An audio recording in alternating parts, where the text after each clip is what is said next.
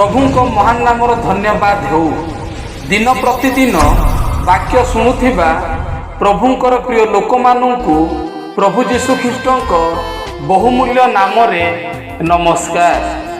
आसंतु आज पिता परमेश्वर मुख निर्गत वाक्य पठन करिबा। उदर मध्यरे तुम्बकु गड़िबा पूर्वरु आंभे तुम्बकु जानिलु, पुणी भूमिष्ठ हेबा पूर्वरु आंभे तुम्बकु पवित्र कलु। आंभे तुम्बकु नाना देशीय मानक निकटरे भविष्यत वक्ता करी नियुक्त करिअछु।